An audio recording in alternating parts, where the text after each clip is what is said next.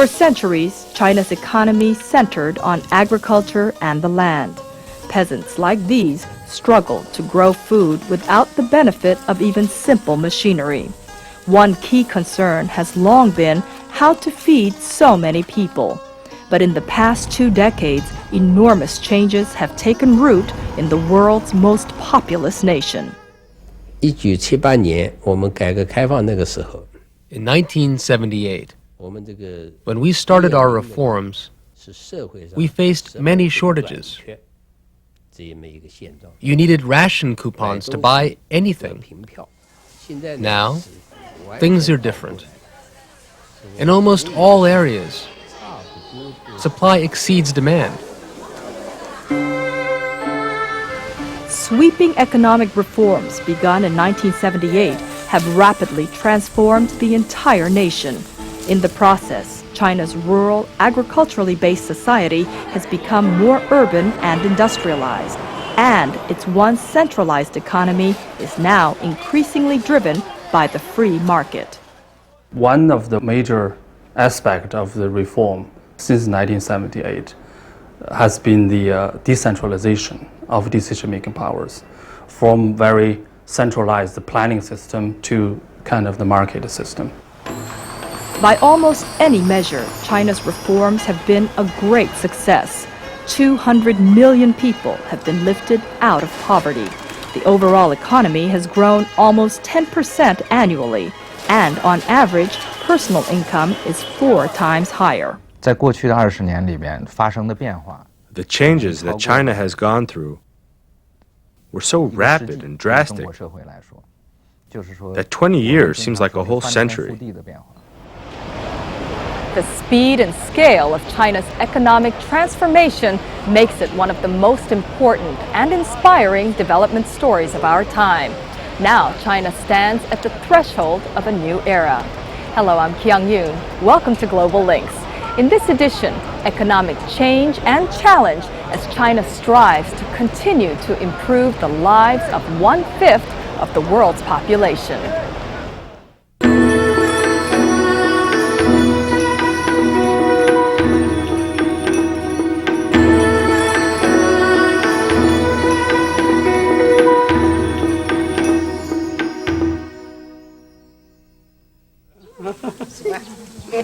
I was born in 1965 when China still experienced the unprecedented cultural revolution.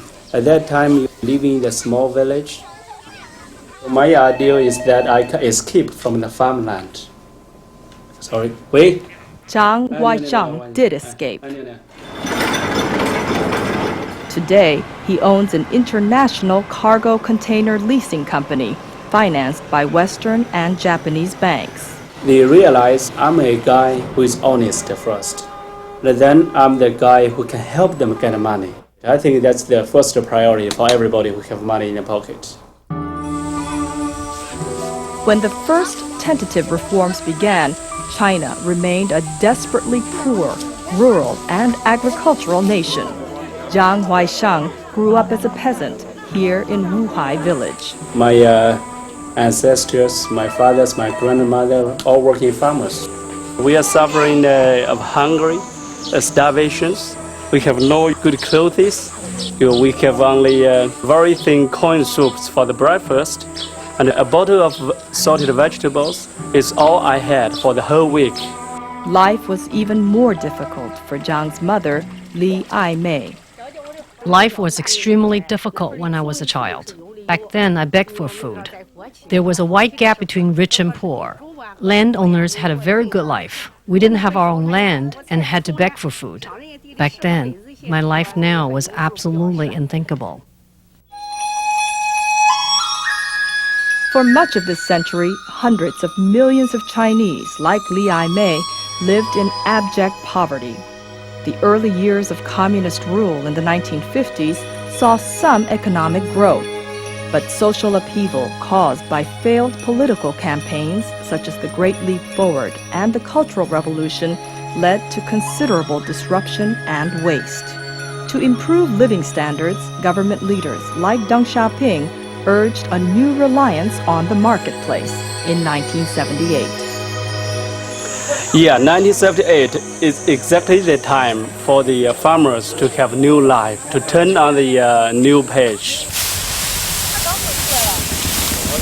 Economic change began on farms, like this one in Shandong Province, about 500 kilometers south of Beijing. Agricultural reforms were the key. People could own their own land, and as a result, they had an incentive to produce more crops. I have to sell a certain amount to the government at a set price. But I can sell anything that's left over on the open market at competitive prices. Those prices are not set by the government. The first system, which was introduced in 1979, was so-called household responsibility system. That means households have the right to choose what they farm, what they grow, and to sell their products for their own responsibility. Everything has a downside as well as an upside. For instance, the household responsibility system has both strengths and weaknesses. To a certain extent, it makes people more concerned about their own interests.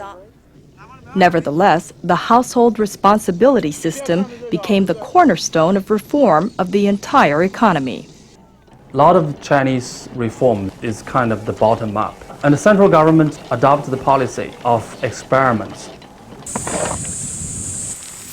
Local reforms that succeeded were duplicated elsewhere.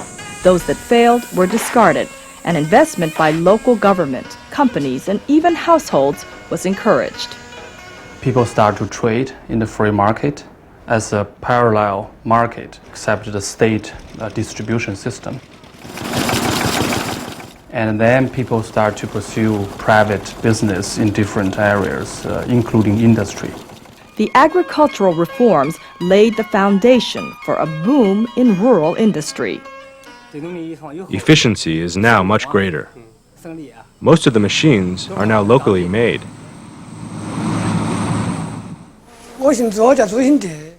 I am Ju, 41 years old, and I am a farmer. Like the Zhang family, Ju Xindi remembers living in a house made of mud. Today, Ju, his wife Tan Yo-bi, and their teenage son Qi live in this 3-bedroom concrete house. I hired people to build this house. I got the money from selling vegetables. Ju farms a plot of land just outside his front door. I grow beans, eggplants, green peppers, cabbages, bamboo shoots, melons, pumpkins, all according to market demand. It's all within my control. We try our best to give our son a comfortable life, to pave the way for him and support his studies. We want to make sure that his life is at least as good as his schoolmates. We will do whatever we can for him. These are some of my NBA idols. Like many teenagers, Ju Qi idolizes professional athletes, especially Michael Jordan. This is Michael Jordan. I admire him because of his great skills. This is my certificate for being an outstanding member in the Communist Youth League. Apart from basketball, I also like computers. As a result of the reforms, families, like the Jews and the Zhangs, are increasingly common in China. Living conditions are now much better. First, the house which we live in is better. Second, transportation is much better. Finally, our clothing is better. We have surpluses now. About 90% of the families own televisions. Some of them even have color television.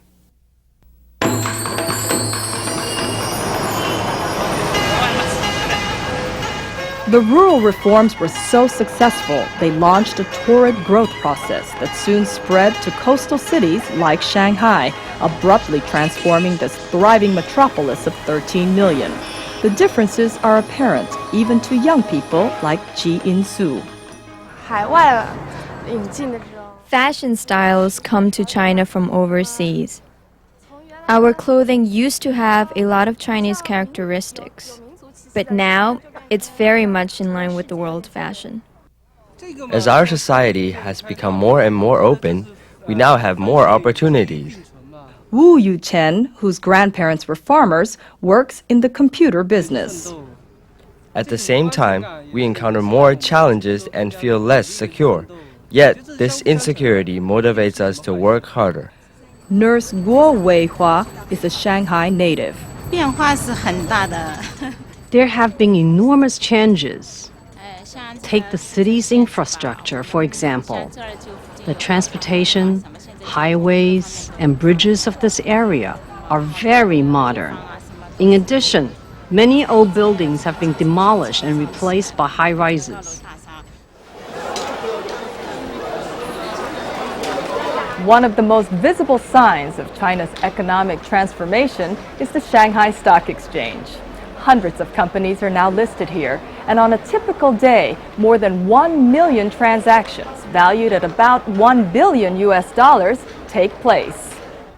The biggest advantage we have after decentralization is that we have more autonomy to decide what to do.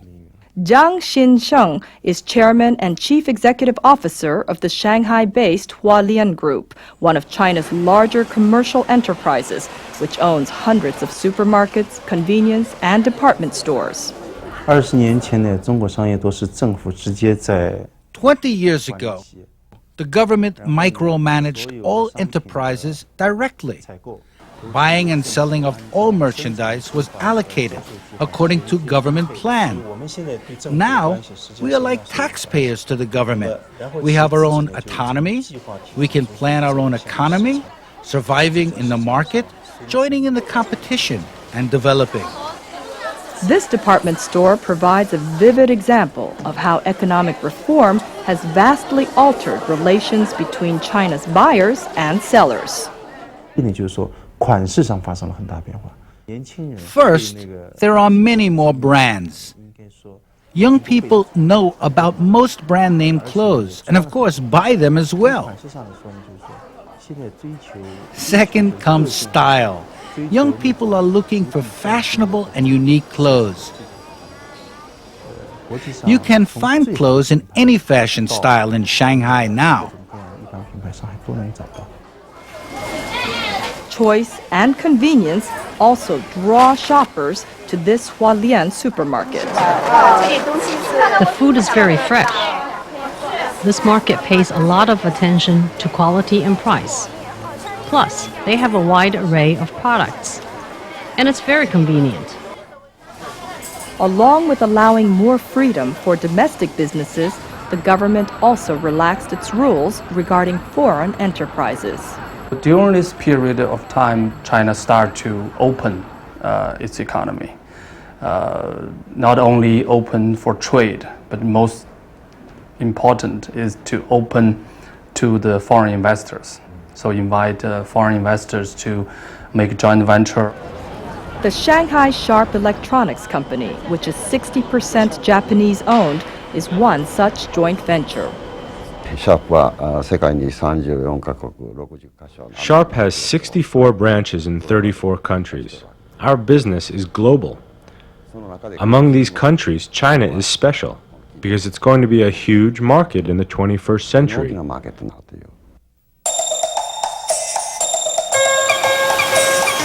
Shanghai's Coca-Cola bottler, one of 22 in China today, is another successful joint venture.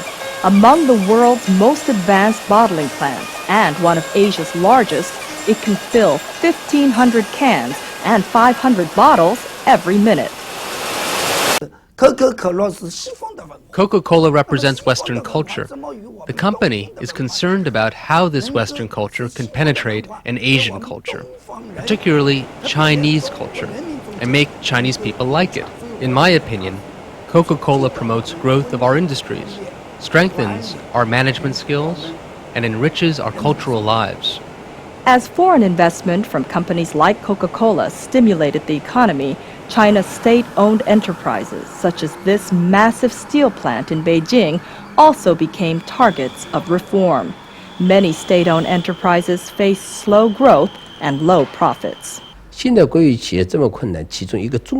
Currently, the major cause of difficulties in state-run enterprises is overstaffing. There are 3 people for each position, so efficiency is low. Profits at state-owned enterprises are also lowered by their need to offer a wide range of worker benefits that private businesses do not. They call it the cradle-to-grave welfare system. And for Chinese workers, free childcare is just one of the many services they've come to expect from state-owned enterprises like Capital Steel. But now, all that's changing. In addition to daycare, Capital Steel provides housing and health care for its workers. But the company's elementary school is now run by the government. Steel workers like Ya Shun-kang worry that other benefits may soon disappear. Still, they remain largely positive about reform. When I got married, just having a watch meant a lot. Since the launch of the reforms, our living standards have risen continuously. Now, at home, we have color television, refrigerators, video recorders, and more.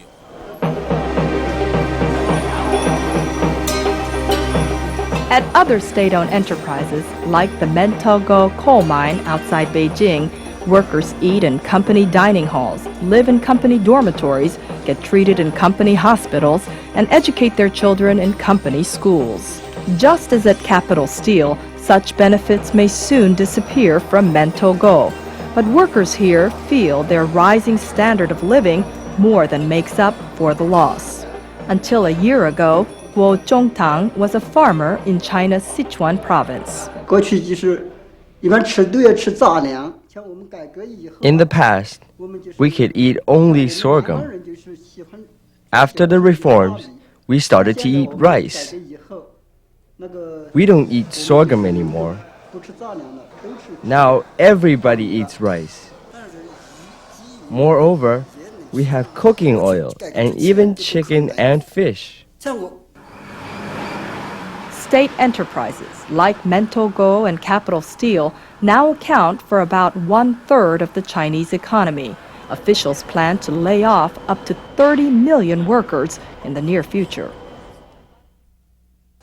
If I don't get a job and make some money now, I'll definitely have problems just living in the future. The introduction of market forces to China created the world's fastest growing economy. But it also introduced uncertainty and risk to Chinese society. In Chongqing, hundreds of unemployed people line up every day seeking work, transforming some streets into informal markets for laborers. But like this out-of-work cook, they look to the state for long-term relief. The state can't even afford our basic salaries. We went to the labor agency to look for jobs. We paid them, but they didn't help us find jobs. Even if we can get a job, if the boss doesn't give us money, we can't do anything. Our rights are not protected at all. Will those staff members who were laid off be abandoned by society? The answer is no. We have a policy. Their problems should be eased within 3 years.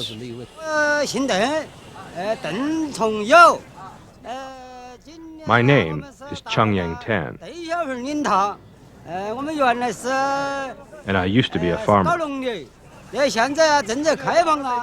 After the reforms, I came to Chongqing to make money because there was no more work on the farms.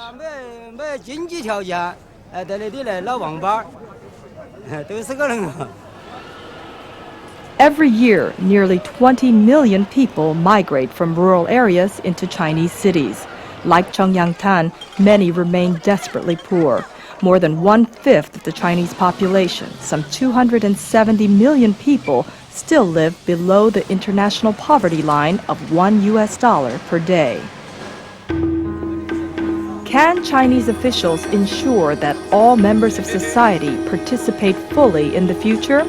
The answer depends on continued growth which may in turn depend on events elsewhere in Asia and the world. In these times of the globalization of the economy, such as we have today, how can we prevent such crises as have recently occurred in a number of Asian countries?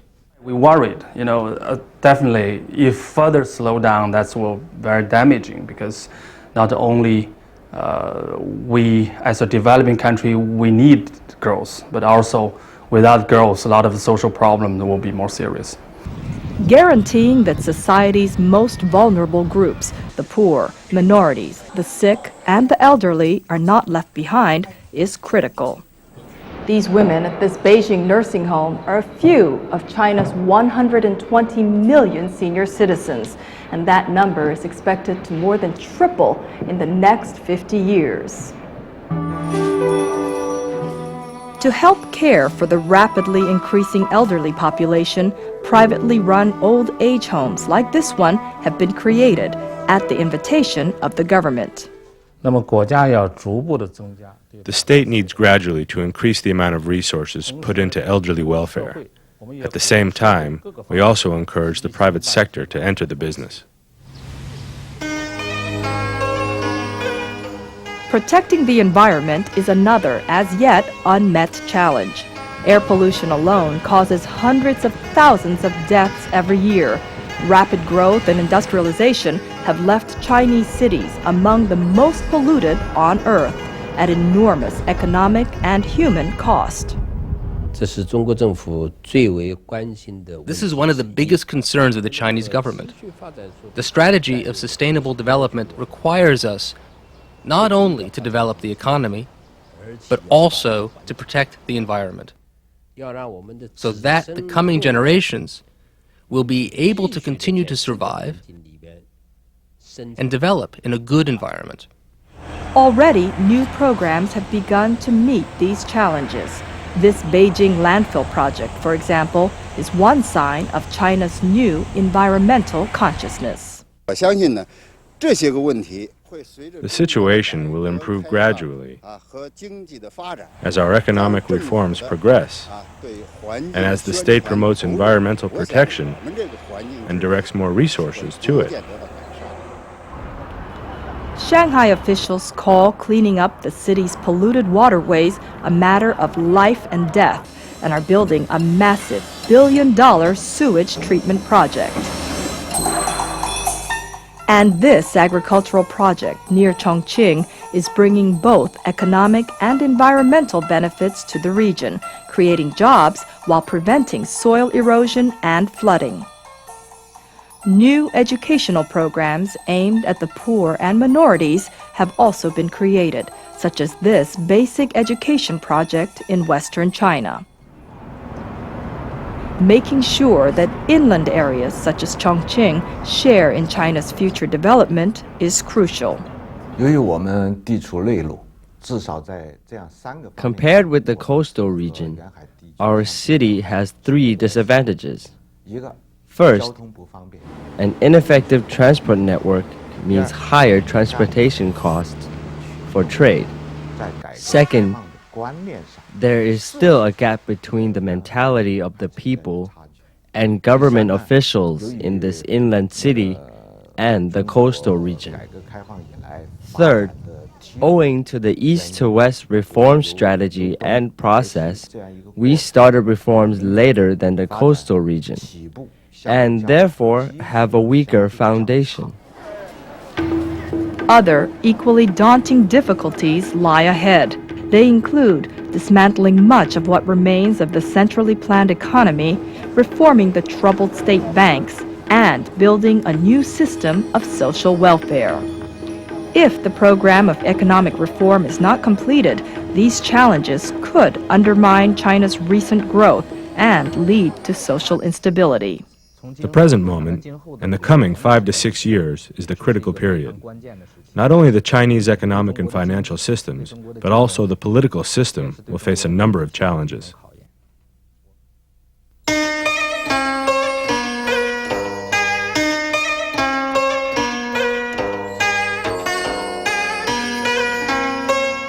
China is now at a historic crossroad. its two great transitions, from a rural agricultural society to an urban industrial one, and from a command to a market-based economy, have made it the fastest growing country in the world, one increasingly linked to the rest of that world. Still, enormous challenges lie ahead. State sector reform is still a big change in terms of enterprise, banks, and the government administration. And secondly, I would say so-called, we can name it as a government reform, including the legal system reform, political system, including the central-local relationship and the democracy. The past 2 decades of reform have transformed not only China, but much of Asia and the rest of the world as well. It's just beginning, 20 years, it's nothing. It's just a very short period of time. If China can achieve a full membership of the international community in, say, 50 years, that's a very great achievement. 20 years is just not enough.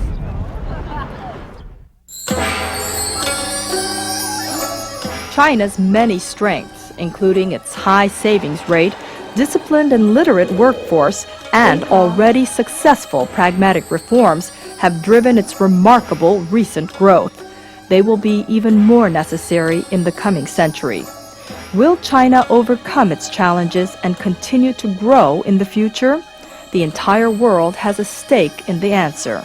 Chinese officials maintain that they can and that they will never turn back. 我觉得最深刻的对于中国人来说 The most profound change which has happened in China in the past 20 years is the fact that China's door has been opened up, and this already open door can never be closed again. The road of reforms and opening up to the outside world has become the undoubted choice of every Chinese citizen.